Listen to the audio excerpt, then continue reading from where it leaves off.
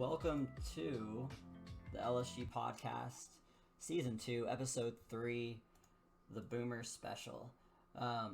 Been battling a lot of technical issues today, but we're here. We're live with Street Rat, like always, and Dojo, who doesn't have a camera, so you get to stare at his smiling face for an hour. So today's episode, like I said, we're having some technical issues, so it's going to be a little different than we had planned, but should still have plenty of good content in it. For the two people that don't know who you are, Dojo, would you mind introducing yourself? LSG Dojo. I've been playing Smash competitively since about a year or two before Brawl came out, so it was like 2006. I've come and gone, but yeah, I'm here, and thanks for having me.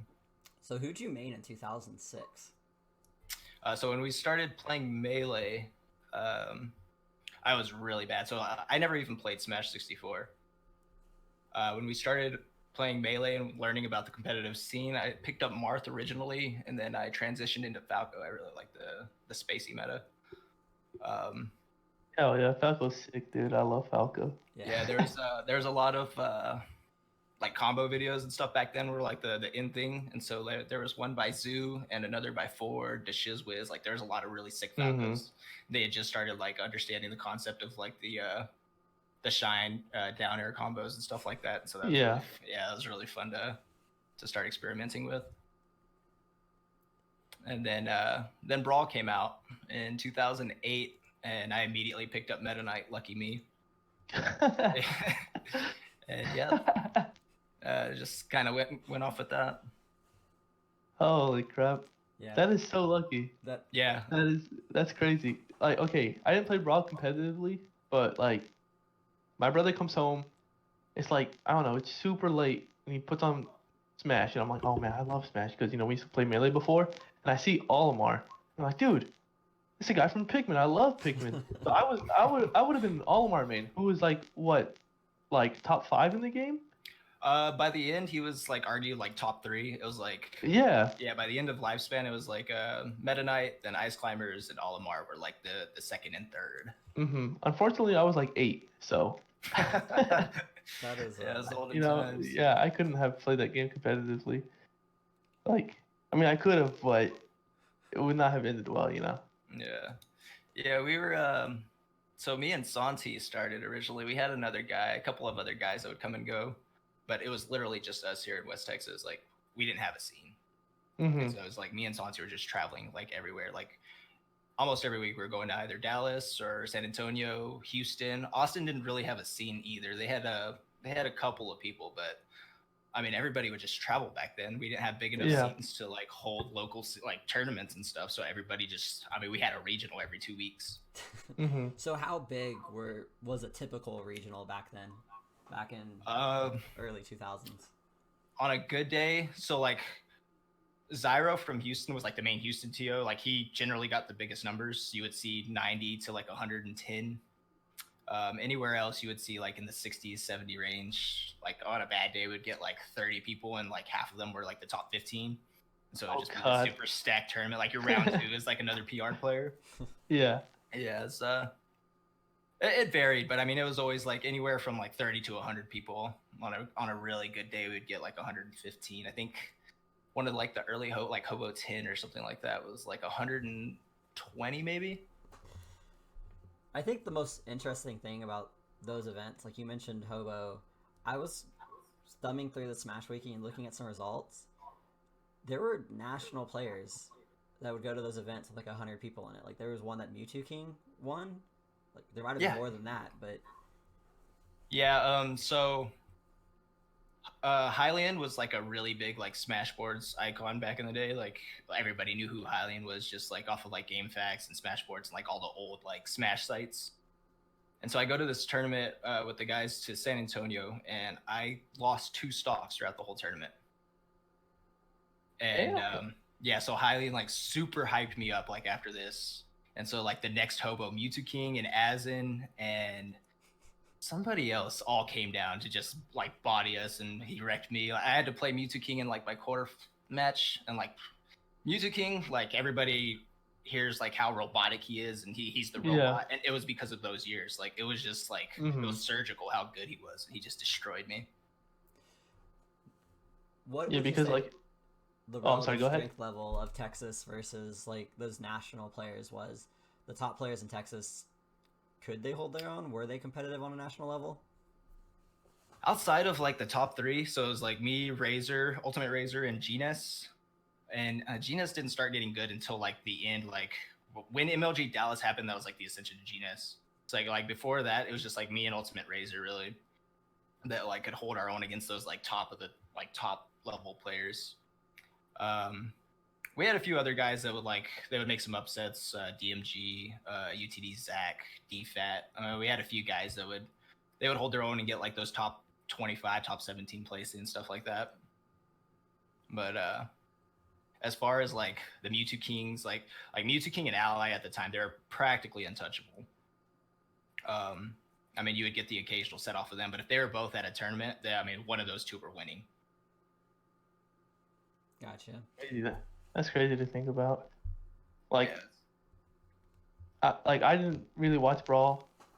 You know, like I said, I was really young, and I really started watching Smash. Like, I started with Melee in like 2013, and that's when like Smash 4 is coming out. So like, my most like I guess my first really Smash game is Smash 4, and like what you're describing is like reminiscent of like if you saw Zero at a tournament, like in the beginning, right? It's like, oh, that's his tournament.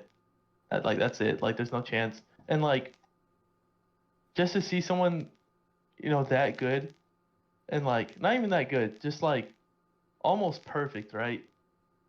It's kind of that's scary. Like, but it's also like inspiring at the same time. You know, like, oh man, like I could be that good if I really put like the amount of time that they put in and stuff like that. Like you said with Mewtwo King being like a robot, like after watching the Melee documentary, like and like hearing him speak, like in those early days, is like he actually was like he just knew everything about the game. Like even if it was like irrelevant, like he still learned it and stuff. And like the dedication he had behind the game was like amazing.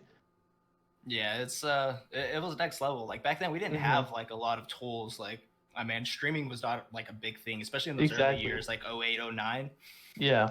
In like 2010, like streaming wasn't a thing. MLG didn't stream, you know. Right. And YouTube videos mostly consisted of like combo videos or just like some matches that somebody would upload, and you know we didn't have. That's it. Yeah, we didn't have like people just throwing out information and understanding like all the frames. He did all that like by hand. Yeah, exactly. Yeah, I mean, just like experimenting. That's so crazy to me. Yeah, and I mean, he really just transitioned it into his play. Like, I mean, the tournaments where I would do best at is where I would get to play him for like a few hours at a time. Just because, I mean, he would like, you either had to be like on that level of like playing perfectly with him, or you were just going to get destroyed 2 and 3 stock every single game. Jesus. So, and like you look now, like with Ultimate Frame data too, like we're so privileged. I like you brought that point up, and I was like, oh crap, I didn't even realize. Like Ultimate Frame data literally has like everything, and like back when you were playing Brawl, you actually just like had to know like. I didn't even understand frames back then. Like everything to me was just off of feeling, like, and just. Oh, this is fast. Yeah, I know how this works. I know this will be that. I know what you're gonna do here, so I can do this. Like. Yeah. Yeah, and I mean, it wasn't like based on frames. It was just like we had done the repetition so much that we knew. Yeah. Speaking of how different the world, the competitive scene, all that stuff was back 10 plus years ago, let's talk about Smashboards and all this Brawl a little bit. Do you want to explain to people those websites and what they were and what niche they filled? So for me, Smashboards was like my go-to site. It was basically just a big forum, and I mean that was where everybody communicated. That's you had all your character forums, you had your regional forums, and that's kind of where everybody kind of congregated. All this Brawl was more about like the Wi-Fi ladder. They had forums and stuff too. I would say Smashboards was more like sophisticated on that side, but everybody would go to All This Brawl for like the Wi-Fi and the ladder rig, and they would hold like online tournaments here and there and stuff for like small prizes. And how reliable, how good was Brawl Wi-Fi? Oh God. So basically unwired connection was like a good connection back then. Like it was abysmal. I could not. I'm very biased against the way they net code the Smash Wi-Fi. I mean, to me, it's always been bad. I'm a very like Yeah. reactionary player, and I can't do it. But doing the Brawl Wi-Fi, I don't understand how some of those guys did it. And a lot of like the really good players that got good later, like ADHD, Anti, Nairo, Ally, they were all Wi-Fi warriors and like early on because they were all kids still. Like Anti and Nairo back then were like 14, 15. Mm-hmm. Ally was, I think, like maybe 16, 17 at the time. But yeah, that's how they all originally got started, and I can't fathom it. Like, Right. yeah, it's crazy. Yeah, I definitely can't imagine a world where people are Wi-Fi fiends playing on what's slightly better than dial-up. Like, realistically, the speeds back then were garbage. Yeah, yeah. I wasn't playing Smash. I was playing StarCraft 2, but I used to think 70 ping was good. Like 70, 80 ping was really good. And then Yeah. to transition that, like in an RTS, it's one thing, but to do that in a fighting game, I couldn't imagine trying to improve as a player, grow and develop. Yeah. They would move seamlessly too. I got to sit with Anti like in a few Wi-Fi sessions for a few hours. I mean, he would destroy me. I couldn't even move, and he's all over the place. I was like, how are you doing this, dude? Yeah, for real. Like some people really like they know how to play online, you know. And you're seeing that a lot with like Ultimate right now. Like these like random people getting like up like MKLeo lost in pools at the quarantine series Mm-hmm. to just like some random. That person lost his next round. Like he lost like right after beating Leo. And that's because like I don't think Leo knows how to play online really. Like he made it to like top 16, but he didn't play Joker. Like he was playing Cloud throughout, I think. Well, And like Anti's always playing online. Like he still has that like, oh, you know, like I'm a Brawl player, let me play online, like instinct, I guess. And like that's I don't know. I don't know how they do it because like you said, like I like to play off reactions too, and like when there's input delay, it just like ruins everything. Yeah, I mean, I think it just comes down to the play style. It's like they have a different way of seeing the game, and it's they can just do it online. Yeah. Yeah, it's I can't. Even within LSG, we have players like Nico, who Nico's been a Wi-Fi fiend as long as he's been playing the game. Like he's still really young, obviously, but yeah, he just plays so much Wi-Fi, and I couldn't imagine one not only doing that, but then the players who transition seamlessly from doing well online to doing really well offline. Yeah, I mean, I think it is a really good tool. If you can like, if you're that type of player that can do that and get really good from playing online, I think it's a great transition because you come out and it's like, oh, I have this much more like time to do these things because you get that extra little like millisecond to react. And so I think it's a good tool if you can learn to play online and improve from it at a drastic level like that. And I think that's why you see a lot of these like Wi-Fi warriors come out, and it's like, oh my god, these guys are insane. It's like I've never seen them before. It's like, well, they got really good on Wi-Fi and they just transition through. And you said you got to play with like Anti, right? Yeah. Okay, so and he, you know, he was top player, and so like even like if it is Wi-Fi, like oh you can't really react to anything, you're still getting that like top player like experience, and like you guys are able to communicate and still learn the game together, right? That's really important as well. Like if you're just playing online, like quick play, like you're not really gonna learn much. But if I'm sitting down, like sometimes I'll play with Rashad like online, and even though I hate it, like I'm still learning a lot just because like we're having discussion, we're also like talking about like oh in this situation you should do that, or in this situation do this and stuff like that. So that's like people who discredit online are just playing it incorrectly, I think, you know? Like if you're just playing quick play, you're not gonna learn anything. Those Zeldas are just gonna mess you up. Those villagers are just gonna camp you and you're just frustrated, you know? Yeah. Like I said, I think the guys that can do it, that can transition into like big tournaments, like I think it's a really good resource. Yeah. I think another valuable thing about Wi-Fi, and Wormy was talking about this yesterday, matchup experience. Like it exposes you to a bunch of matchups that maybe you don't have locally, and like you said, back in Brawl, there wasn't much of a local scene to begin with. Mm-hmm. How do you feel about matchup experience, both online and just practice partners in general, and any advantages or disadvantages y'all might have had going into big tournaments like MLG Dallas? I think matchups now are like, well, learning matchups now is so much more important than it was back then. Back then, I mean, you had 15, maybe 20 characters you would see total. And so like you can still learn all those even in a small scene. Like I said, we were all traveling every 2 weeks and we would congregate. And I mean, we'd have these 30 or 40 man tourneys.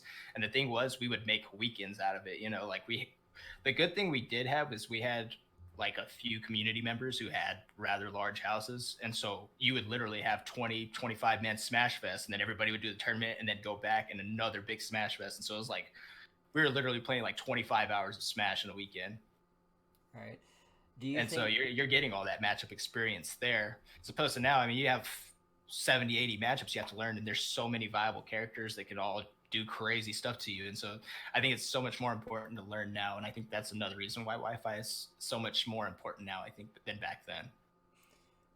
Do you think having a lot of experience in like the high tier matchups, because Texas had a lot of, like, Texas had Razor, a great Snake player, had you, great Meta Knight, obviously GNS, Diddy Kong, Denty, and Olimar. Like, there were so many really high level top tier players.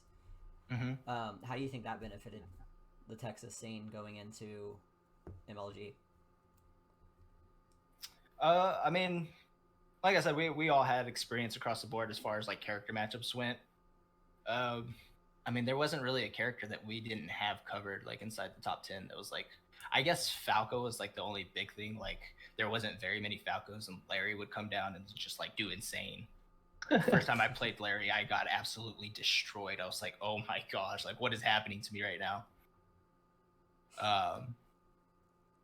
But outside of him, I mean, we had like all the bases covered as far as like top tier and even high tier characters went. I mean, we had a good Wario, we had a good Marth, we had we had the good Olimar. We didn't have like a really great Ices, but Ices honestly didn't start like becoming prominent until like a couple of years after MLG, like 2012-ish.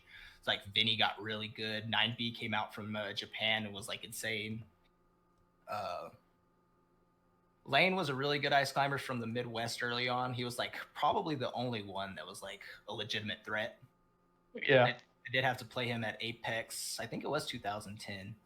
He beat me and Mewtwo King in a row. He got like top 5 at that tournament, I think.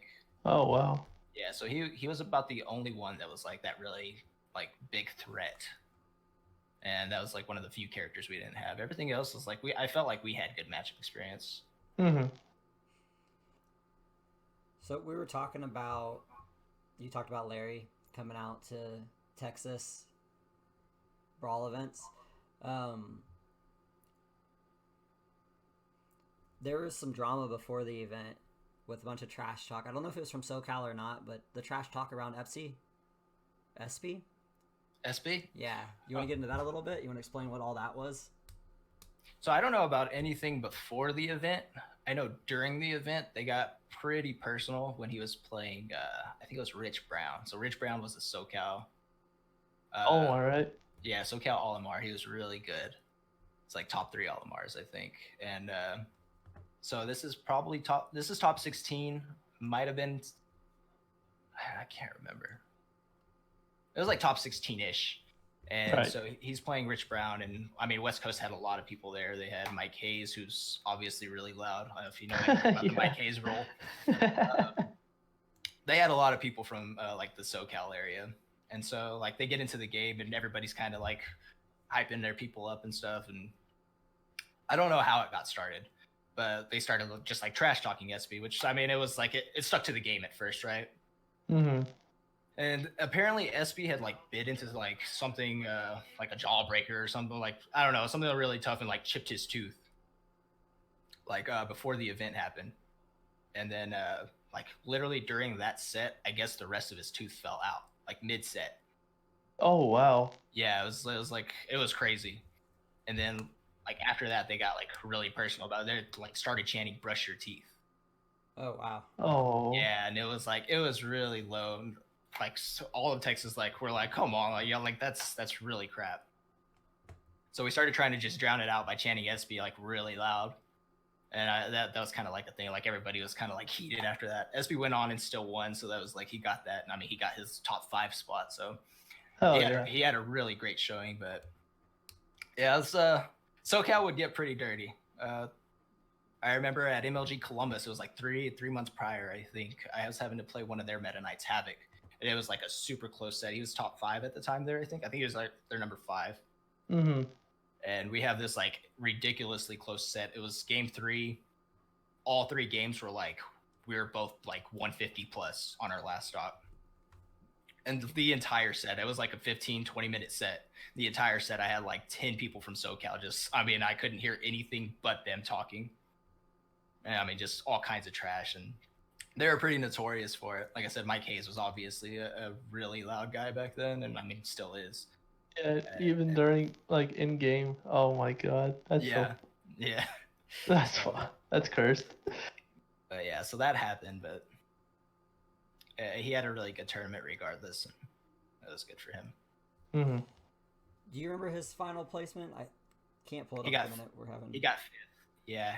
So the 2 Sonics tied for 5th. MLG had like a 5th and 6th place match because 5th place got a bit more money. And so it was him and X. X was the Sonic that I lost to. And they both ended up tying for 5th, and SB won the Sonic Ditto. Gotcha. So Before we get crazy deep into, we're having a lot of technical issues. Before we get crazy deep into MLG Dallas itself, what were some of your most memorable events from that time period in general? Brawl, early Smash 4, or Brawl up until early Smash 4? all the majors, I would say. I mean, I went to like a handful, I guess, from like 2008 to 2010. Our first one we went to was Clash of the Titans 4. It was like 350 man in Philadelphia. So I ended up getting 4th at that one, losing to Mewtwo King and Spammer, who pretty much mastered. You know what planking is? Really. I'm not familiar now. Okay, so Meta Knight was like obviously like this was like one of the reasons like the MK ban discussion got started was because Plank, the guy who started the Pound tournament series, he was a Meta Knight player, and he found out that there was like a 1 frame disparity where you could fall off from the ledge as Meta Knight and throw an up air, and then you jump, throw another up air, and you would just re-grab the ledge. And I mean the like timing to like punish that with like practically any character was so tight, it was like almost impossible. And so Meta Knight players would literally, like Plank started, he would get the lead and then just run to the ledge and he would just time you out. Yeah, he would just time you out. Okay. And so this guy, the Spammer, he was from New Jersey. He was like getting notoriety for like mastering this freaking technique, and like, yeah, that's how I lost. He beat me and like a few other people, and then after that they started implementing a ledge grab limit for Meta Knight, so you could only grab the ledge like 25 times in a match or something like that. Huh. Yeah. So it's kind of like when Fox in Melee like regrabs ledge with Firefox, right? Just like drop down up B. Yeah, and, very like, similar. regrabs. Except you're throwing out a massive hitbox on top of you 2 or 3 times in between. And you just retain invincibility while also applying pressure. That's crazy. Yeah, it was wild. He had a couple of abilities like that. Another one was Scrooging, and this actually happened to Genius. So Genius went to like a Florida tournament, had to play Mewtwo King, and they played on Smashville Game 3, and they had the moving platform back then. Mewtwo King got a lead, and so to avoid the ledge grab limit, he would get on the platform. He got like a stock lead. He got on the platform, and he would jump off the side when it got to like the edge, and then he would glide. He would glide under the stage and then catch the platform up on the other side. He just did that back and forth, and it was like the day before Christmas or something like that. And so everyone called it. He said he Scrooged out Genius, and that was the term for that.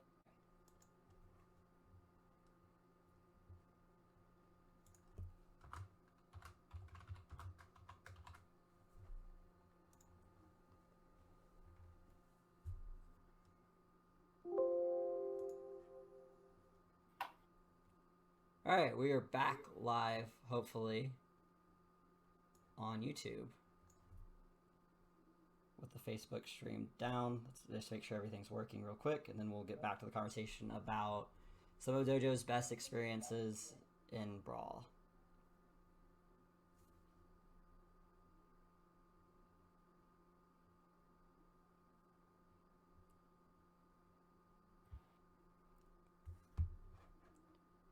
All right. Looks like everything should be back up and running. We are good to go. Dojo, you're talking about some of your favorite majors and events you went to in Brawl? Yeah, so like I said, there was Clash of the Titans, and then like my favorite had to be like the first Genesis. Um, Probably about like 25 Texans for that, maybe a little bit more. Uh, like I said, that was the birth of the Mango Armada rivalry. That was really insane to watch. Like nobody had heard of Armada or thought Peach was like a viable character in Melee up until this point. This kid just came out and wrecked everybody. It was like Mango was obviously the favorite to win.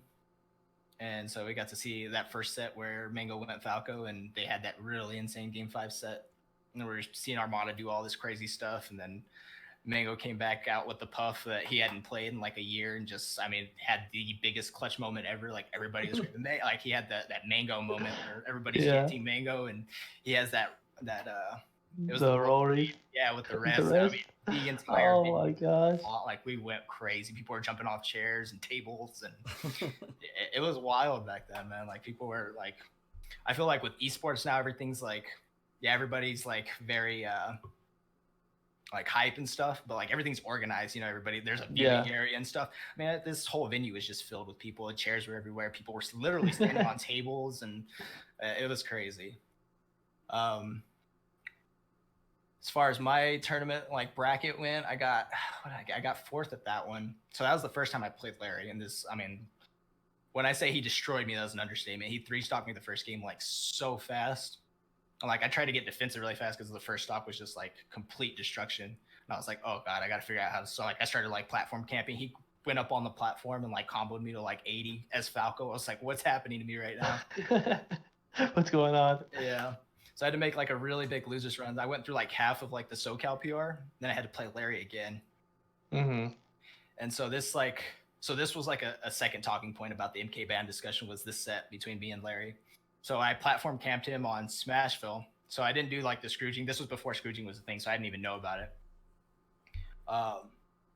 Obviously planking, there's like a 25 ledge grab limit. Yeah. I get destroyed again on the first game. Game 2, I get super lucky. He SDs as soon as the match starts. Like he just side Bs off. I was like, what? Oh. Still brings it down to last hit, and I get like a lucky down smash, and he dies. So it's like, oh my gosh! And by now the crowd is already formed around us. This was like a top 5 match, and I had a friend who was here in West Texas. He played Lucas. I was like, dude, if you're gonna play these low tiers, I was like, you're gonna have to learn to camp, and like, yeah, you got to do whatever it takes to win if you want to move forward in bracket. Mm-hmm. So he comes up and he like stress rubs my back real fast. He's like, do what you told me. He's like, whatever it takes to win, right? And so the match starts and we're going back and forth, and I managed to get the first stock, and then I just platform camp him like super hard, and he doesn't really ever come up. And I timed him out. We both still had 2 stocks, so like it was that slow and lame. Mm-hmm. And then it became like a big discussion. Like everybody from SoCal got pissed. They called TO over. They were talking about banning me, DQing me, all this and that. And on Smashboards, there used to be it was basically like a council of like all the top players and TOs and just figureheads for the community. It was the back room. Yeah. So they actually had a full on discussion and took a vote on whether I was going to get DQ'd. It held back the tournament for 2.5 hours while they were talking about it. Really? That's crazy. We got lucky that one of our guys from San Antonio, Nike, I don't know if y'all know Nike. He would do like a lot of recording. Like he would record a lot of sets. It's actually on YouTube. Oh, okay. He recorded that set, the whole thing. And so they watched it off his camera. And so you had like 25 like backroom members vote on it. I won the vote like 23-2. The only 2 people that voted against it was a couple of salty SoCal people. Really funny. We had a good laugh about that. But yeah, it held the tournament back for like 2.5 hours. And grand finals was Music King versus Ally. It actually ended up being in our hotel room, like Texas's hotel room. We had like a big old suite.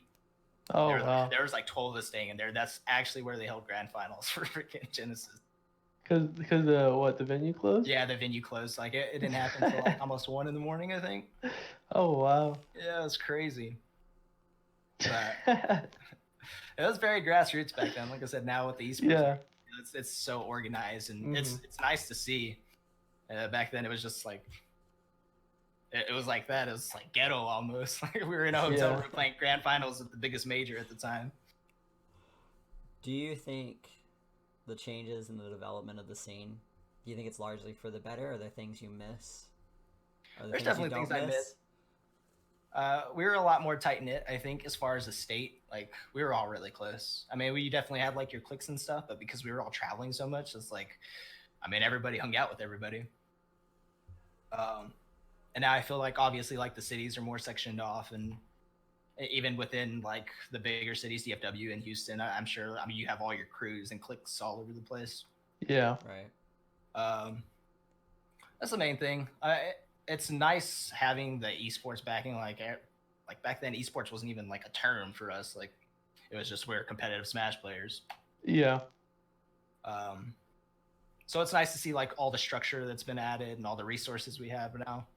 But yeah, I definitely miss like the weekend long Smash Fest where everybody's here and we're just like grinding out, and we'd all go eat together. And I mean, we're all sleeping under the same roof. We'd wake up, everybody would shower, go to the tournament, head back, eat, and then grind out again for the rest of the night. And it was a lot different. For sure. Let's get into MLG Dallas itself. Go. So, obviously, that's a huge event coming to Dallas. Talking to Santi and preparing this, how'd you convince Santi to come out of quote unquote retirement and team for this event? What was that conversation like? Honestly, I can't even remember. I know he was gone, so like he had moved to San Antonio for college, and so like he really did just quit like straight up, because we were going, like I said, every week, every other week, and then he just like cold turkey just stopped playing for like a year. And I know he would go to like Smash Fest here and there just to hang out with some of the guys, but like he did not care. I honestly don't even remember the conversation. I'm sure it took some bribing because he's stubborn. But yeah, he came out and it was fun. We teamed a lot like in the like 08, 09 period. Mm-hmm. Yeah. We were like one of the top 2 Texas teams, and everyone said we were like one of the top teams in the nation. And honestly, a lot of it was him. He was godlike in teams. I felt like I would drag us down a lot of times. I was basically the rabid dog. I would just go in and just do as much damage as I could, and he was like the anchor. He would hold stocks. He would dish out damage, and then he would clutch it out. He was very clutch. But yeah, we got him out to that, and I figured we weren't gonna like place super high because he hadn't been playing. Right. And I don't remember our bracket going into it. I remember one specific set. We were playing against a couple of guys. It was like 2 of the top guys from Wichita Falls, Kansas. So we played a lot with the Kansas people. They would come down to Texas a lot, them in Oklahoma. And so we knew that it was going to be like fairly tough. I think they were playing Meta Knight Olimar. Yeah. No, it was Meta Knight Fox. Yeah. Oh, okay. So it's game 3, like super, like we're like way far behind, and I end up dying. And they're both super low percent. Santi's like at 100, and he does this clutch thing. Like he gets the Meta Knight off stage, and like going off stage against Meta Knight as any other character, just like suicide practically. Yeah. Gets him off stage, spikes him as Toon Link, and it was like had he missed this, he just straight to the depths. Like Toon Link. the fast fall and just die. So he goes off stage, he like dares him into a dare, spikes him, and then follows him down there like all the way to the bottom, because Meta Knight was obviously getting back. Follows him all the way down there and footstools him at the very bottom of the stage. Oh God. Gets back on and then just like decimates the Fox player, like basically 0 to death. So we're like, what? Like we're going insane. But he was always doing like really clutch stuff like that in teams. When I was preparing for this episode, having the conversation with Santi about y'all teaming at MLG Dallas, he mentioned that he doesn't remember ever winning a 2v1 before that. Oh, he's full of it, man. Okay. He's full of it. No, like he was always the clutch player. Like That sounds like something. No, I don't remember that. And then yeah, he's a dirty liar. Yeah, he he just, is. he just says stuff, dude. He just says stuff. Yeah, he really does. But no, Yeah, he was so clutch early on. in Brawl, was Toon Link's down there like regular Link's down there? Because like now he like sends himself, right? Like he just launches. Was it Yeah, like that in Brawl? Yeah. He just Okay. like fast falls down, and it would. Okay. I didn't remember if it was like that or Yeah, not. he would float if you bounced off their head. Okay. But that otherwise, makes it was sense. just like he would send himself down. Okay, so that's different because like even in this game, like if you hit it, you're still Yeah, going you go all down. the way to the ground. Yeah. Okay. Yeah, you would bounce off their head on. Yeah, it's that like one. Young Link. Young Link's down air. And Okay, Ultimate does that makes where sense. when you hit the Yeah. head, you bounce Mm-hmm. and you get some like extra momentum. Yeah. Yeah, I used to play Toon Link too. I just didn't remember if it was like that or not. But Honestly, I miss playing Brawl. What a good game. That game was awesome. I don't know about that. Casually, it was awesome, dude. When you're 12, When you're 12, Smash it's is the game. awesome. It's the game, dude. That's the game right there. I don't know. I remember looking at it after watching Melee for a couple of years because I've been watching Melee since 08, Yeah. like on YouTube and stuff, and trying to follow the scene because I wrote for MLG. Mm-hmm. I remember watching Brawl and just being like, man, this looks so slow, and I could never get into it. Yeah. Yeah, there's a lot of people's complaints, and it was like looking back on it, it's like God, this really was that.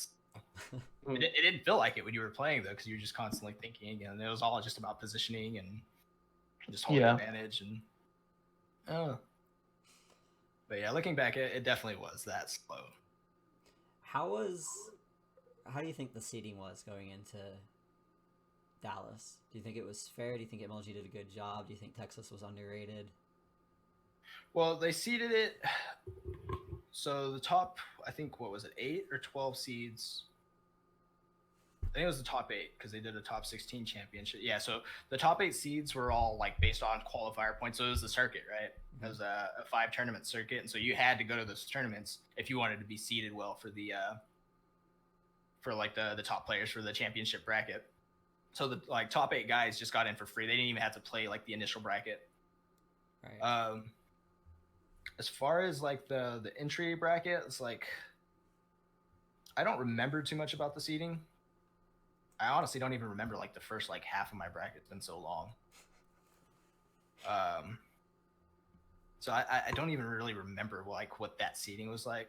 As far as like the top level seedings, like yeah, I felt like that was fair. It was like they were advertising it as like a circuit, and they wanted you to go to events. So obviously, it's like if you wanted to get into that top 8, it's like you had to go to several, and that's what they all did. Like all the top 8, they were at least at like 3 of the previous 4. Right. It was interesting the way they did that too, because each season started and ended with Raleigh, North Carolina. Like that was the first stop, and then I don't remember the exact order. It was like Raleigh, Columbus, and then Dallas, or there might have been one in between there, but it was definitely a different approach, viewing everything as this long elongated series. It made, like, I think it did a good job for other titles, which again I'm gonna talk about because that's what I was experienced with, like StarCraft at the time. Like it did such a good job at establishing storylines going into the event. It allowed you to hype things up that maybe wouldn't have been hyped up otherwise. Yeah, exactly. I don't know if you felt the same way about it with Smash, but yeah, it definitely was. I mean, there's a lot of storylines. I mean, everybody thought like Mewtwo King was on fire. I think he won like 3 of the first 4. Yeah, and then Columbus had that issue with him and ADHD. Yeah. Do you want to go into that? You'd probably be better at explaining that than. So, I don't remember the exact story. I know one of them threw a set to the other. It was like in the top 3. And I think I don't know if they're trying to beat Ally or who it was that they were trying to beat, but one of them couldn't beat Ally. They hadn't beaten Ally in like the last 5 or 6 sets. And so they threw to the other to beat Ally, and then they split like the first and third placings, I guess. It was something like that. I can't remember it too clear, but they came out and said it like I think it was on Smash boards. Like one of them talked about it, and like It's what just happened. admitted to. Okay. Yeah, like and it's like what? And so guys running MLG found out, and I mean it was just like instant. Like they're like, all right, you're banned from the rest of the MLG series. So the biggest thing, and this is a snippet from Kotaku. So apparently, I'm just going to read it directly from Kotaku. Mewtwo King, arguably the best Smash player in the world today, deliberately lost to friend and rival ADHD and was given $300 by ADHD to do so. So what they did was they split the pot, but they played the set. So they played the set out, finished the set, which ADHD won, but then ADHD split the pot with them. So maybe it was for the seeding points. That's why MLG was pissed. MLG was upset because of the way it affected the seeding points. That they felt like their side of the story is ADHD paid him 2K to throw the match. Yeah. Yeah, I mean, it just compromises competition. Yeah, so, which is stupid. Yeah, it is. And then to go and admit to it, like, just, like, openly. It's even more, like, yeah, it's it's like, more dumb. I was like, how dumb are y'all? So, like, why? So, yeah, that happened. They got banned. Mewtwo King actually still went to the event just to watch. Did he? Yeah, he did. I don't remember seeing him too much there, but, yeah, I know he was there. Like, he tried to coach Tyrant in Grands versus Genus. Nice. And, who was it? Zyro was like, you can't beat Diddy either. Why are you trying to coach it? Everybody started dying. So with two of the top players in the world banned from the event, that left Ally, Tyrant, and who else would you say were big like fan favorites going into Dallas? I think honestly, like those were like two of the big ones. I was in that discussion at the time. Razor could have made a good run, but I think they banned. Okay, so that was the story with Razor. They banned nunchucks. So Razor was like, did the nunchuck Wiimote thing, and he was like one of the few players that played with that. And because of like the wireless interference, MLG banned all nunchucks, so Razor had to learn how to play with the GameCube controller. I had no idea about that. Wait, why did they ban the nunchuck? Apparently there was like wireless interference with I can't remember, but that makes sense. Yeah, I made Wiimote and nunchuck, dude. That was my go-to. Yeah, there was a couple of top players like that, but everybody was kind of dumbfounded. It's like it was kind of crazy to watch them. You just sit there hunched over with arms crossed, and it was like that was funny. That's definitely interesting. I had no earthly idea. Outside of that, maybe Larry. I think Larry had. I don't remember when Apex 2010 was, because I think that's the one Larry won. There was a few guys. I mean, it was like Ally had Anti-Gon. He probably would have been a favorite. Esam could have been in that running. Esam was doing really good that year. There's a few guys. Nobody expected Genus. What did you think about the monitor situation? Because they had you guys playing on more or less computer monitors, right? Not CRTs? Yeah, so there's like a frame or two of lag. I could feel it a little bit. Like I played probably about an hour and a half of friendlies to get used to it, and it kind of went away. Like I didn't feel it after that point. A lot of people complained about it. Personally, like I didn't feel like that was like a factor. Do you think it benefited Wi-Fi fiends that were used to playing with some delay? I don't think so. I mean, outside of Ally, there wasn't really any of like the Wi-Fi warriors there, because like ADHD was one of them. Anti didn't go. I think Atomisk was a Wi-Fi warrior. And he was already in the championship bracket, so I think he got. But no, I really don't think that that affected anybody's placements. Gotcha. How do you think the prize pool affected the mindset going into the event? Because that prize pool, it was the biggest prize pool for almost 5 years. Like, nobody won more money than GNS won at that event until Hungrybox won Battle of the Five Gods in 2015 or 16. Yeah, so that prize pool, especially then, was unheard of. Like, it's like when they announced MLG, I mean, all the hype, just everything, everybody's attention went to that, obviously.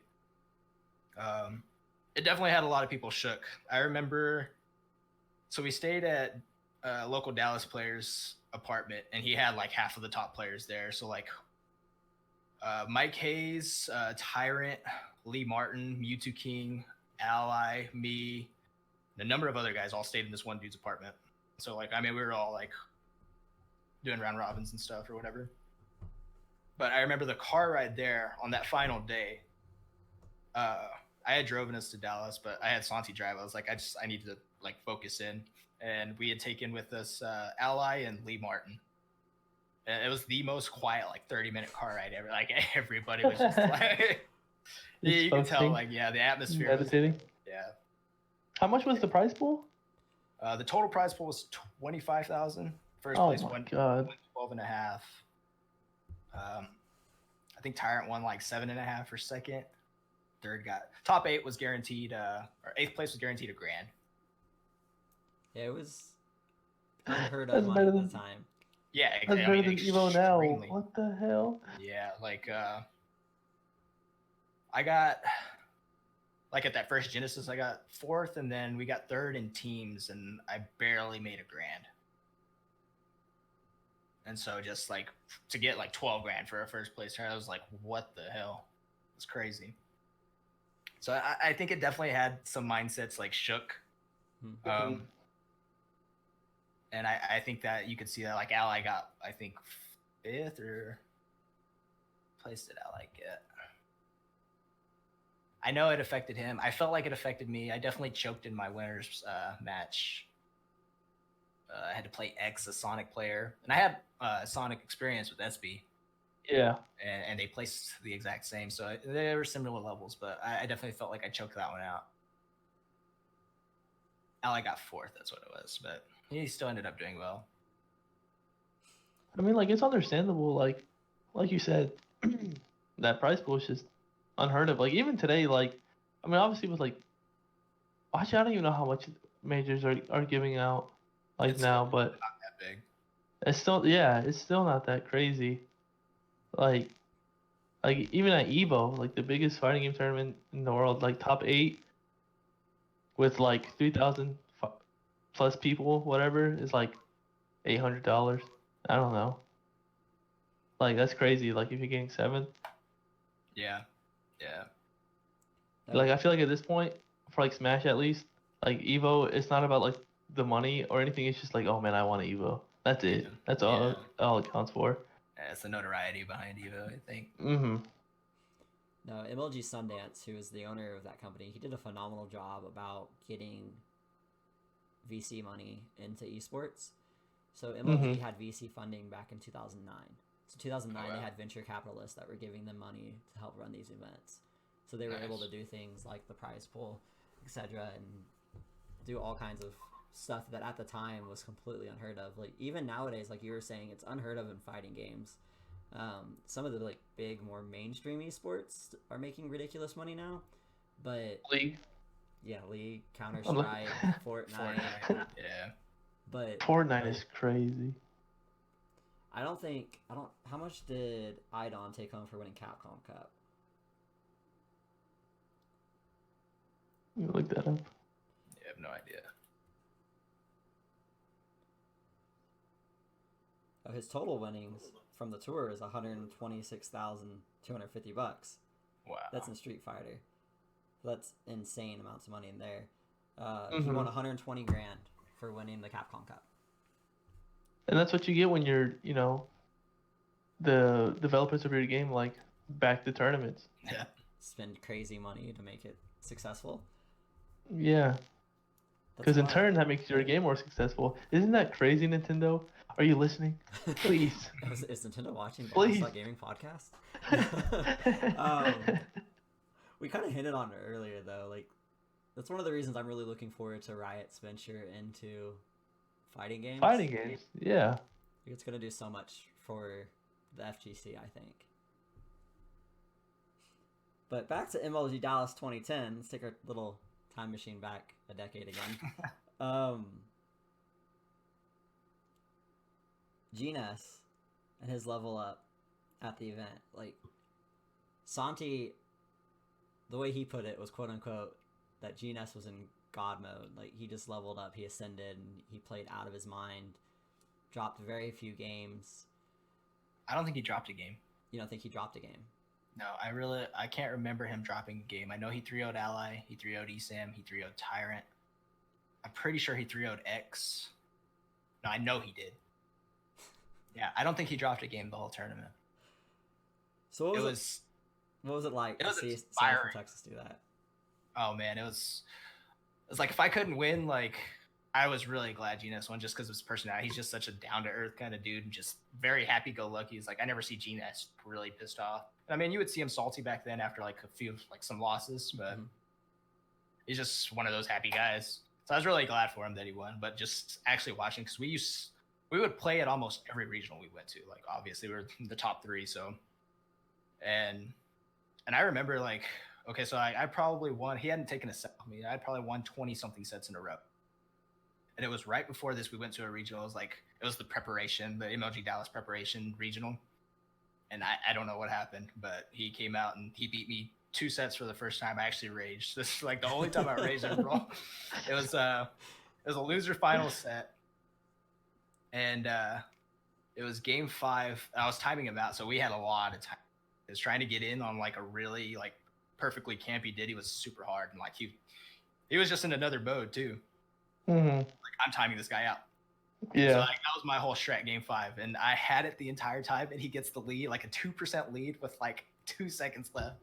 No. Oh dude. man, and I lost my mind. I was so mad. And then MLG Dallas hit, and then just like watching him. I didn't watch him early, but like when I watched him play Ally, because I had to play the loser of it. So I was ready to play Genius. I was like, I studied the Diddy, like all of our old sets, like that whole night. I was just like prepping for Genius because I just figured out Ally was going to be in Ally mode and just be unstoppable. And watching him play Ally, he just decimated, like tore him apart. I was like, what the hell? And that was really bad for me because I hadn't beaten Ally.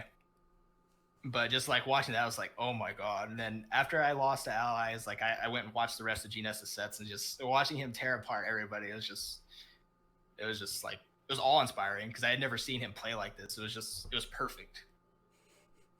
It was crazy. So and he stayed like that for a good while too. After like there was probably like a 6-month period where he was just like destroying everybody, like all the best players. You talked about the crowd at Genesis 3 or Genesis 1, excuse me. What was the Texas crowd like at MLG Dallas with GNES going on this insane run? Oh, everybody was super hyped. Like, I mean, it's loud as you can think of. I mean, it was that loud. Like, everybody was going crazy, and you had obviously everybody like. It was funny because all the other regions kind of got together as like the world versus Texas type thing. But I mean, I just felt like we were drowning them out. Yeah, it's insane to me to imagine because even at standoff, like Texas got a little bit of flack for the Let's Go Wormy chants when it was Wormy versus Fatality, and it was like you could hear it on the YouTube video, like it was insanely loud. Mm-hmm. And if you look at the comments, people were like, "Oh man, I hope this Wormy kid loses," and I was like, "What?" Yeah, Twitch chat was being like really toxic and stuff. It was, and it's because it was Fatality too. Like, and I'm like, bro, it's not my fault. Your boys washed. We want Wormy to win. Like, that's all I'm saying, dude. It doesn't make any sense when people get mad at that. Like, obviously, if someone's from your region, we're not gonna root for Fatality, especially when he was like in contestant for like PGR. Like, imagine if like Schroeder was like a bigger player at the time, right? And like some guys in the crowd is like, "Hey, let's go Schroeder." We're all like beating him up. Like against Islam, no, we're beating that guy up. Like you don't. It didn't make any sense to me. No, not make any sense to me. It's definitely I don't know. I expect it from any region to cheer for the hometown hero. Yeah, that should be how it is, and that is one of the like drawbacks to what like how I feel esports affected our community. I feel like we're so soft. Like everybody gets their feelings hurt so fast, but I feel like that's society right now in general. Everybody just gets their feelings hurt by something, and it's stupid, you know? Yeah. Yeah, I think something as simple as that. The reactions to those situations are a little overblown sometimes, or most of the time. Like it just is. But if I could go back and be in the room and see how loud comparatively Texas was rooting for GNS. We hosted Let's Settle This last year. You were there. Yeah. You weren't with LSG yet. You were there, and my shitty format caused your pool. Like your pool became the example of why round robin isn't the best competitive format. Yeah, I got the shit. There was a 3-way tie. I don't remember who it was. Denty, you, And Grayson. But who was the fourth? Was it Elwolf? Karna. It was Karna. Karna lost. Was it Karna that lost every single? Mm-hmm. Yeah, Karna lost everyone, and so you all ended up. Was it 2-1? So what happened was they both 2-0'd Karna, and I beat him 2-1. And so we all we took like, I took the set off Denty took the set off Grayson, and Grayson took the set off me. Right. And then Austin, who Sync, the organizer, came to me across the room and said, "What do I do?" I definitely remember that part of it. Yeah. Because it was mid-tournament, and Austin walks up to me, and he was TOing the event. He's like, "I'm going to let you make this call, man. I don't want to make this decision." And asked me what we should do. And I'm like, go off of game count versus Karna. Yeah.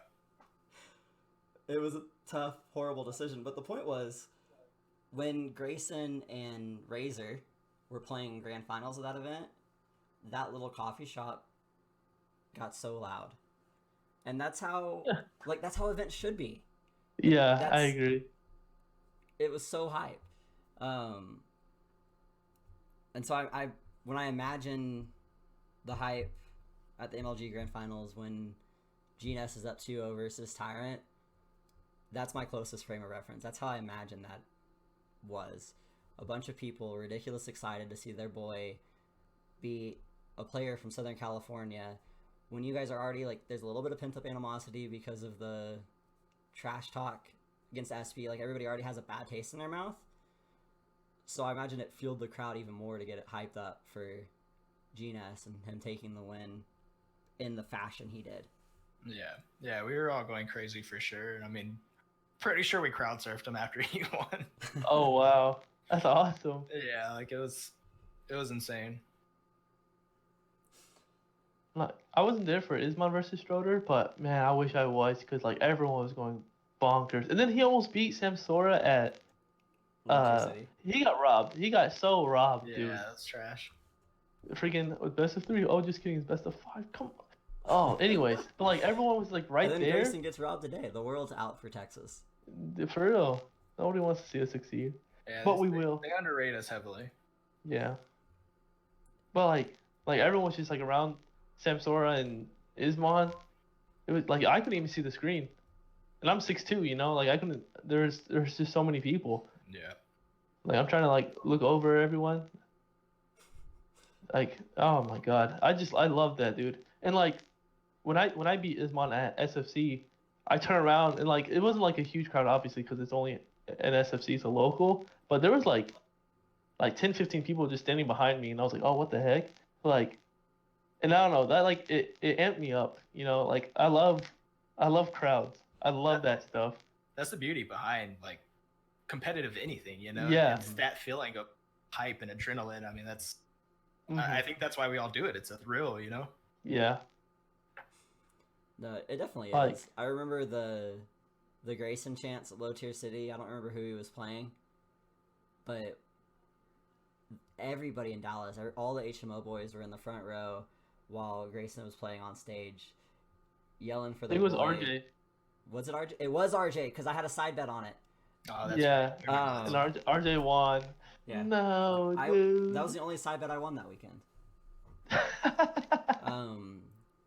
I lost a lot of money on I think it was $20 or $30 that I lost on when Zale lost to 8-Bit Man. Oh man. I had $20 on Zale. Yeah. 20 or 30. I can't remember. I had to PayPal Dragonite because I didn't have enough cash. But the crowds are definitely what makes live events so special. And I feel like I've said this before, probably on the podcast. There are so many good storylines going into these matchups, especially on a regional level, like within Texas, there's so many good stories that just are underdeveloped or underexposed to the audience outside of Yeah. the audience who's there physically. Mm-hmm. I definitely look forward to the day when we as organizers do a better job on that front and actually convey those stories to the people at home that are watching the event, because I feel like the hype is there. It's just not. It's not getting translated well to the video product because of organizers and on-air staff. That makes sense. I just can't wait to get back out to tournaments in general. That's what I'm saying, dude. It's like this stuff is killing me. Are you playing any Wi-Fi? Yeah, I have been just out of necessity. Like, I have to play.